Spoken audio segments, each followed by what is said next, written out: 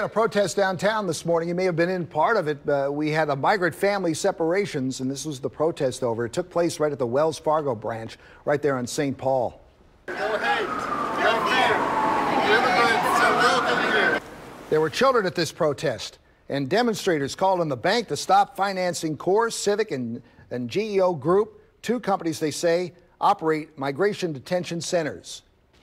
Protesting the horrid policies of the administration and the detaining of children and separating from them from their families.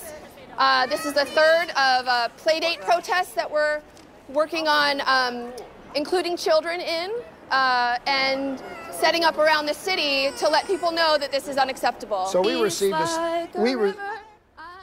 we received a statement from the GEO Group spokesman saying that our company has never managed facilities that house unaccompanied minors, including those who have been separated from their parents or legal guardians, nor have we ever provided any other services for that purpose.